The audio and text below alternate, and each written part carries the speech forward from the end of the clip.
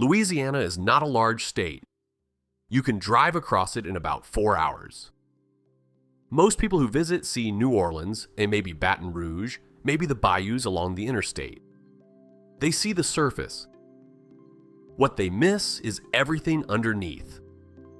Dozens of communities scattered across swampland delta and pine forest, towns that were real, that had schools and churches and post offices, that had hundreds or thousands of people, and that are now gone, submerged under silt, surrounded by chemical plants, swallowed by sinkholes, erased by storms that killed half the population in a single night.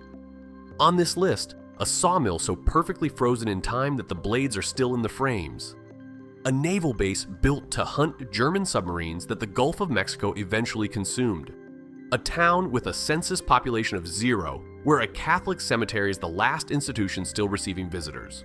And at number 1, a woman who sat on her porch playing guitar for months, singing that one day she would die and take the whole town with her. Then she died. The hurricane arrived the same day. At her funeral. These are 10 abandoned places in Louisiana you probably have never heard of. Number 10. Longleaf, the town that forgot to die. In Rapides Parish, about 20 miles south of Alexandria, there is a 57-acre complex of industrial buildings standing in a pine forest.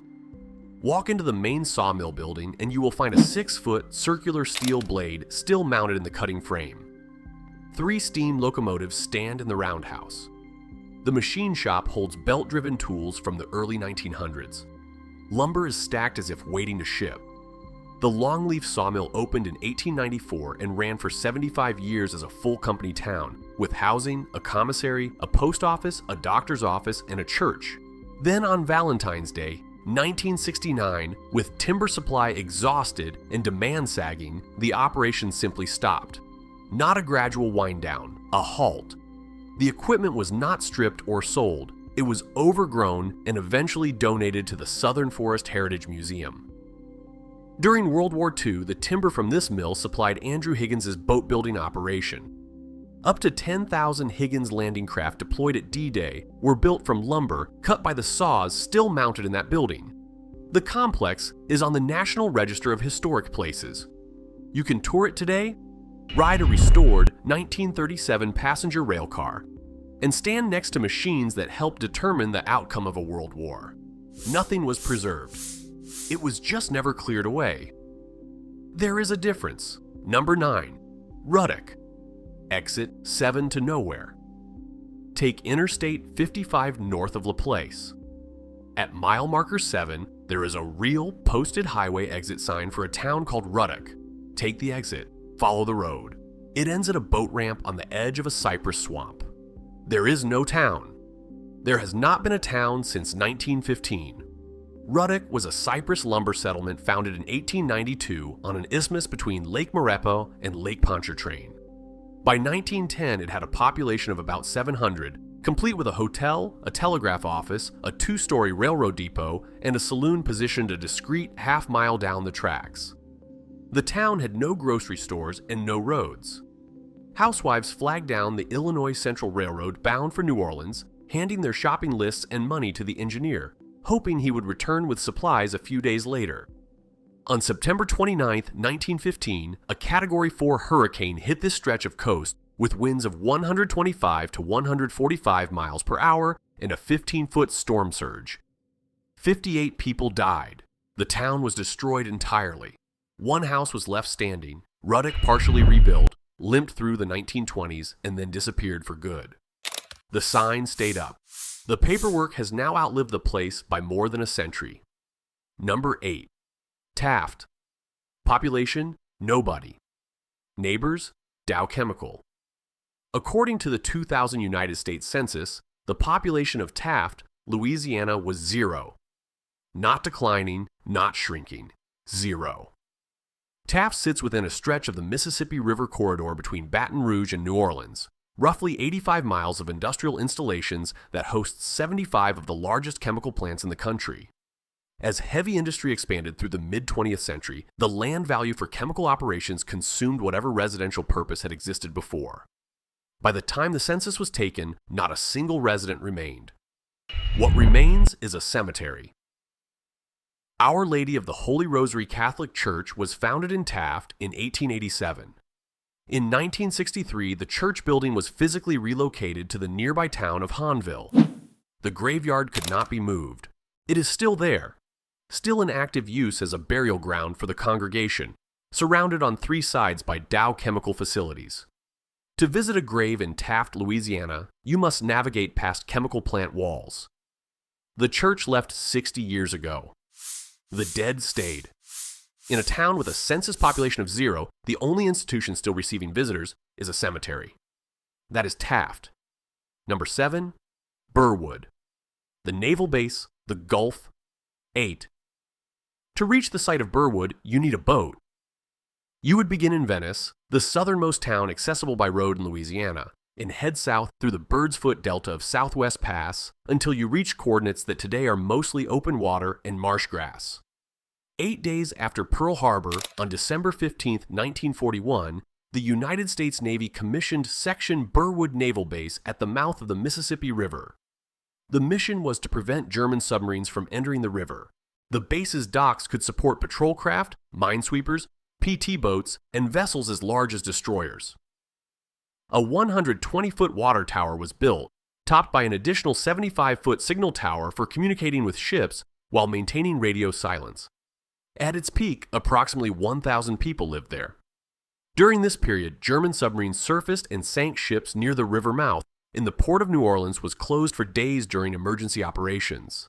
After the war, Burwood became a U.S. Weather Bureau and Hurricane Warning Office.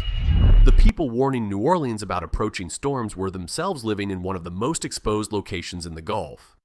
Then, decade by decade, the delta beneath them dissolved. Subsidence. Erosion. Wetland destruction. There was no single abandonment event, just gradual dissolution until the land ceased to exist. The German Navy could not destroy Burwood. Louisiana's disappearing coastline did. All that remains above the waterline is a single ship pilot station surrounded by marsh. Number 6. Bayou Cheney. The town under 12 feet of mud. Here is the thing about Bayou Cheney. It is not a ghost town in the usual sense. There are no ruins to find, no foundations to photograph. You cannot stand above it and see anything below the surface. Bayou Cheney was established in the 1830s in the heart of the Atchafalaya Basin, accessible only by boat, never connected to any road at any point in its history. The 1860 census recorded about 675 residents. It had a church, a school, a merchandise store, and a post office that opened in 1858. Residents were swampers, trappers, fishermen, moss pickers, and lumberjacks, and they had survived in complete watery isolation for a century.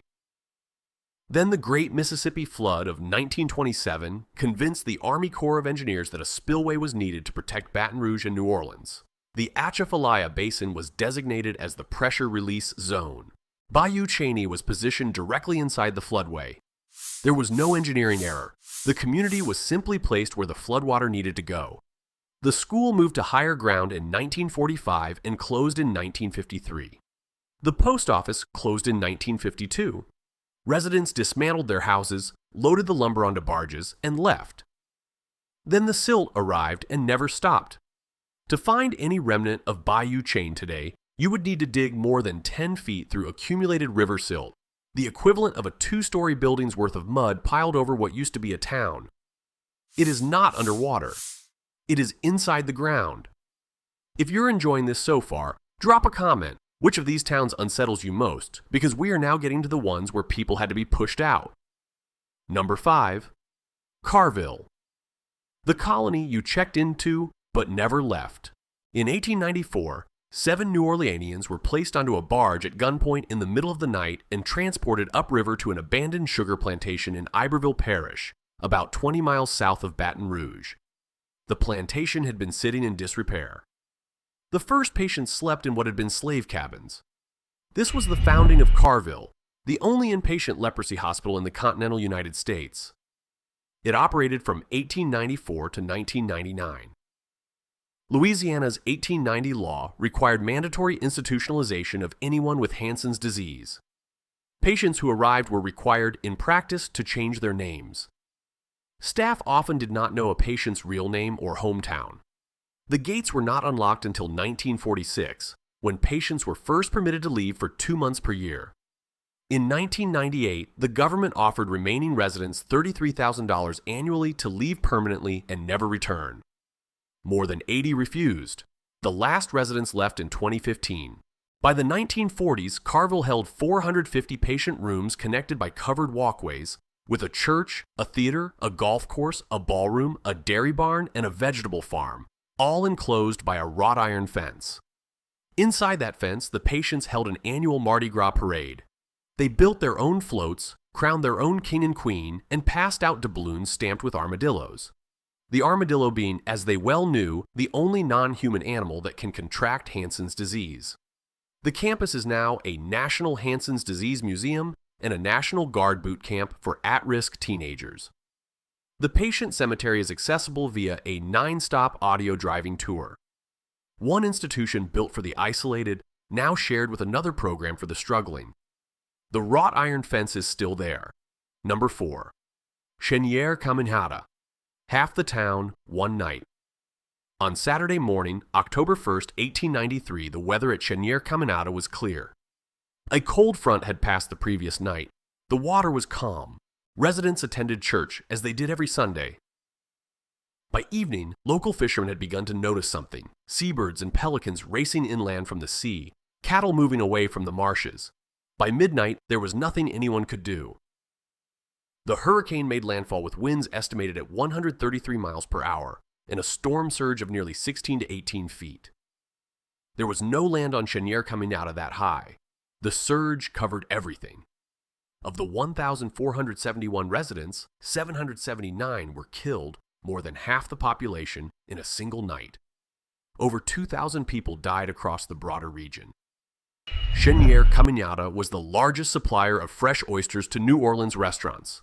Its community was multi-ethnic: Acadian descendants, Italian immigrants, Croatian and Filipino fishermen. That entire world was erased between nightfall and sunrise. Under the roof of one surviving home, belonging to a man named John Frederick Rebstock, 62 people were pulled back from the storm surge. One of the few structures to survive was the Curl family house, built from durable cypress timber, which was disassembled, loaded onto a boat, and moved up the bayou to the town of Cut Off, where it stood for 130 more years before Hurricane Ida damaged it in 2021. When rescue teams arrived, they found the cemetery had flooded, splitting open existing graves just as hundreds of new ones needed to be dug. The old dead and the new dead shared the same saturated ground. The original cemetery drowned with the town. Number 3. Bayou Corn. The town the earth swallowed. In June 2012, residents of Bayou Corn, a quiet sportsman's community of about 350 people in Assumption Parish, 77 miles west of New Orleans, began noticing things. Bubbling on the surface of the water. A faint smell of crude oil. Ground tremors the U.S. Geological Survey could detect but could not explain. For weeks, Texas Brine Company, which operated a salt dome cavern directly beneath the community, officially denied the likelihood of a sinkhole. On August 3, 2012, the governor ordered an evacuation. That same day, a slurry hole the size of a tennis court opened at the edge of town. Trees began to lean. The ground kept shaking. Investigations determined that Texas Brine had drilled the Oxy 3 cavern within less than 100 feet of the outer dome wall in violation of standard practice. In 2018, a state judge found that Texas Brine, Occidental Chemical, and Vulcan Materials had collectively ignored warnings about the cavern's instability dating back to 1976. 36 years of warnings. Ignored. Texas Brine paid each evacuated resident $875 per week. One resident refused to leave and collected the checks anyway. He could not light a match in his own garage because of methane seeping up from below his house. A $48.1 million settlement eventually covered 86 home buyouts. The sinkhole today spans approximately 37 acres and reaches 750 feet deep, large enough that the roof of the New Orleans Superdome could fit inside it 4 times. The 2020 census recorded 32 residents remaining in Bayou Corn. The sinkhole is still growing. The micro-earthquakes have not stopped. Number 2, Morrisonville. The freedmen's town Dow Chemical bought. In 1870, formerly enslaved people founded a community called Morrisonville in Iberville Parish on the Mississippi River East Bank.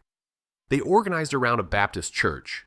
They built homes in a community and had already survived everything the 19th century had to offer them. They were forced to relocate once before the chemical industry arrived. In the 1920s and early 1930s, levee construction by the Army Corps of Engineers displaced the community from its original location at Australia Point, requiring moves first to a place called Graceville, then to Mayflower Plantation. The displacement of Morrisonville did not begin with Dow.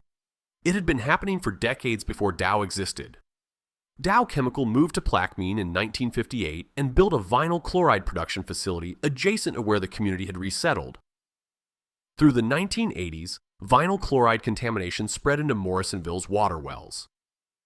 In 1989, just before the release of a federal report on toxic emissions from the Dow facility, Dow announced it would purchase all homes and land in Morrisonville. Residents who refused to sell were told their properties would be declared worthless. About 20 families initially refused. By 1993, the town was empty. Many of the relocated residents died before they could settle into their new homes. Morrisonville is one of at least 5 Louisiana communities founded by freed slaves that were displaced by industrial expansion along this corridor. What remains of the original site is the Nazarene Baptist Church Cemetery, still in active use for burials, and a small open-sided wooden prayer shelter that Dow Chemical built beside it, so that families returning to visit their ancestors' graves would not technically be trespassing on Dow Chemical property. The people left, the dead stayed, and the company that erased the town built them a shelter for when they come back to mourn. Number 1, Frenier. She said she'd take the whole town with her. You arrive by boat. There is no other way. The Manchac Swamp opens up around you. Ancient cypress trees draped in Spanish moss, roots spread wide in dark tannin-stained water. There are no roads back here, no structures, no sound except birds and the movement of the hull through still water. At a certain point, the guide cuts the engine and you see it. A low rise above the waterline, a few stone markers half swallowed by grass and vines. This is the Frenier Cemetery. There is no paperwork on file, no names on most of the stones. The people here were buried together because the storm arrived before anyone could keep records. Frenier was founded in 1836 by German settlers along the western shore of Lake Pontchartrain. By 1915, only 3 houses still stood there. The community had no doctors, no grocery stores, no electricity. Women flagged down passing trains to hand shopping lists and money to engineers who might return with supplies a few days later. Into that isolation, a woman named Julia Brown had lived for decades as the community's healer, a traitus, as they say in Louisiana. She was a landowning black woman, born around 1845, married to a Civil War veteran who had received his land as a government grant. Census records confirm she existed. She delivered babies. She treated fevers. In her final years, as the community began to take her for granted, coming to her only when they needed her, she took to sitting on her porch, playing guitar, and singing. Her most remembered song contained one line, "One day I'm gonna die and take the whole town with me." She sang it for months. The town heard it. The town kept using her only when it needed her. Julia Brown died in September 1915. Her funeral was held on September 29th. Mourners came from miles around. According to the Times-Picayune, it was the largest gathering the area had seen in years. Here is the wild part. While they were burying her, a Category 4 hurricane made landfall. Winds at 125 to 130 miles per hour. A 13-foot storm surge. The mourners scattered for whatever shelter they could find. 25 people took refuge in the railroad depot. The depot collapsed on them. All 25 died. Frenier, Ruddock, and Napton were destroyed entirely. One survivor later described clinging to an upturned cypress tree, shutting his ears against the screams of people drowning in the swamp. The dead were interred together in the ground you can now see from the boat. No names, no paperwork. Julia Brown may be among them. No one knows. Modern scholars who study voodoo have offered a different reading of the story. Brown may not have been casting a curse.